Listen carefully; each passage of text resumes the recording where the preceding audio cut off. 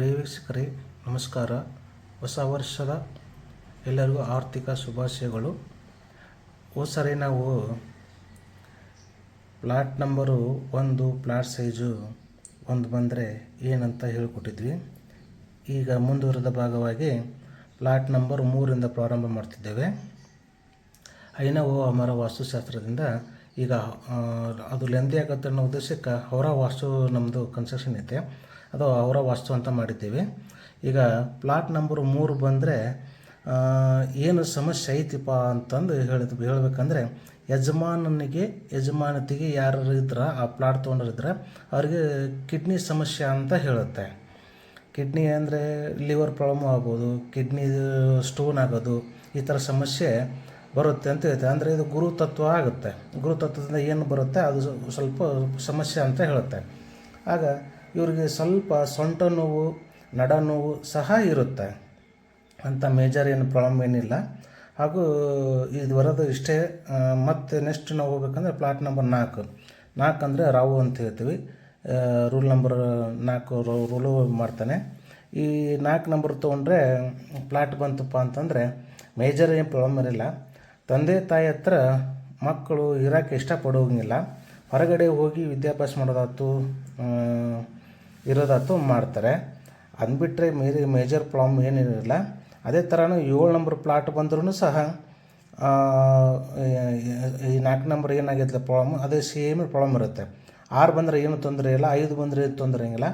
5 ಬಂದರೆ ಗುಡ್ಡು, 6 ಬಂದರೆ ಸ್ವಲ್ಪ ಖನಿಜ ನಿಕ್ಷೇಪಣ ಅಂತ ಹೇಳುತ್ತೆ. ಅದನ್ನು ಸ್ವಲ್ಪ ಬಲ್ಲವ್ರ ಹತ್ರಕ್ಕೆ ಕೇಳಿಕೊಂಡು ನೀವು ಮುಂದುವರೆದು ಸೂಕ್ತ ಅಂತ ಈ ಮೂಲಕ ನಾವು ಹೇಳೋಕ್ಕೆ ಇಷ್ಟಪಡ್ತೇವೆ. ಹಾಗೂ ಪ್ಲಾಟ್ ನಂಬರು 8 ಬಂತಪ್ಪ ಅಂತಂದರೆ ಇದು ಶನಿ ತತ್ವ ಹೇಳ್ತೇವೆ. ಶನಿಯಿಂದ ರೂಲ್ ಆಗೋಂಥದ್ದು. ಯಜಮಾನನ ಮಕ್ಕಳು ಅಂದರೆ ಬೆಸ ಸಂಖ್ಯೆಯಲ್ಲಿ ಯಾರು ಇರ್ತಾರೆ ನೋಡ್ರಿ, ಅವರಿಗೆ ಹಾರ್ಟಿಂದ ಸಮಸ್ಯೆ ಅಂತ ಹೇಳುತ್ತೆ. ಎದೆ ನೋವು, ಎದೆ ಉರಿ, ಒಂಥರ ಎದೆ ಡಲ್ ಡಲ್ ಡಲ್ ಅನ್ನೋದು, ಈ ಥರ ಸ್ವಲ್ಪ ಸಮಸ್ಯೆ ಅಂತ ಹೇಳುತ್ತೆ. ಅದನ್ನ ಬಿಟ್ಟರೆ ಬೇರೆ ಏನು ಇದು ರೀಸನ್ ಇರೋಂಗಿಲ್ಲ. ಗಂಡು ಮಕ್ಕಳು ಇತ್ತಂದ್ರೆ ಅಂತ ಯಜಮಾನನಿಗೆ ಹುಟ್ಟಿದಂಥ ಗಂಡು ಮಕ್ಕಳು ಅಂದರೆ ಸರಿ ಸಂಖ್ಯೆ 2, 4, 6 ಹಿಂಗೆ ಏನು ಹುಟ್ಟಿರ್ತಾರಲ್ಲ ಅವರಿಗೂ ಸಹ ಇದೇ ಸೇಮ್ ಪ್ರಾಬ್ಲಮ್ ಇರುತ್ತೆ. ಅದನ್ನ ಬಿಟ್ಟು ಬೇರೆ ಏನು ಸಮಸ್ಯೆ ಇರೋಂಗಿಲ್ಲ. ಆದರೆ ಇದನ್ನೆಲ್ಲ ಮಾಡ್ಕೊಳಕ್ಕೆ ಪರ್ಯಾಯಗಳಿದ್ದಾವೆ. ಹಂಗೇನು ಬೇಜಾರು ಮಾಡ್ಕೊಳೋಂಥದ್ದು ಏನಿಲ್ಲ. ಆದರೆ ಈಗ ನಮ್ಮ ಇದ್ರದಾಗ 5 ಬಂದರೆ 100% ಪ್ಲಾಟ್ ನಂಬರ್ 2, 5, 6 ಬಂತಂದರೆ ಒಳ್ಳೆಯ ರಿಸಲ್ಟ್ ಅಂತ ಹೇಳುತ್ತೆ. ಆದರೆ 2, 6 ಸ್ವಲ್ಪ ಇದು ಸಿಕ್ಕಾಪಟ್ಟೆ ಅಗ್ನಿತತ್ವ ಮತ್ತು ಆಕಾಶ ತತ್ವದ ಬಂತಂದರೆ ಸಿಕ್ಕಾಪಟ್ಟೆ ಸಮಸ್ಯೆ ಮಾಡುತ್ತೆ.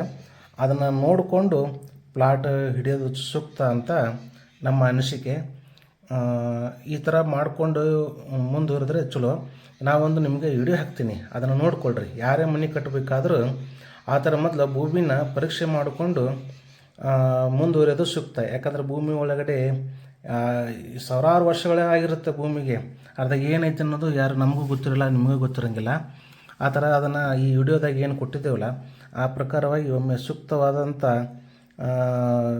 ನೋಡಿಕೊಂಡು ಅರ್ಧಲ್ಲಿ ಏನೈತಿ ಏನಿಲ್ಲ ಅಂತ ಸರ್ಚ್ ಮಾಡಿಕೊಂಡು ಮನೆ ಕಟ್ಕೊಂಡು ಸುಖವಾಗಿರ್ಬೇಕನ್ನೋದು ನಮ್ಮ ಆಸೆ. ಹೊಸ ವರ್ಷಕ್ಕೆ ಯಾರು ಮನೆ ಕಟ್ಕೋಬೇಕಂತಂತೀರ ಅವರು ಈ ನಮ್ಮ ವಿಡಿಯೋ ನೋಡೋದರಿಗೆ ದೇವರು ಒಳ್ಳೆಯ ಆರೋಗ್ಯ, ಆಯುಷ್ಯು, ಅಭಿವೃದ್ಧಿ, ಸಂಪತ್ತು ಎಲ್ಲ ಕೊಡಲಿ ಅಂತ ಆ ದೇವರಲ್ಲಿ ನಾವು ಮತ್ತೊಮ್ಮೆ ಕೇಳ್ಕೊತಿದ್ದೀನಿ. ಯಾರಾದರೂ ಮನೆ ಕಟ್ಕೋಬೇಕಾಗಿತ್ತಂದರೆ ಮೊದಲು ಭೂಮಿ ಪರೀಕ್ಷೆ ಮಾಡಿಕೊಳ್ಳ್ರಿ.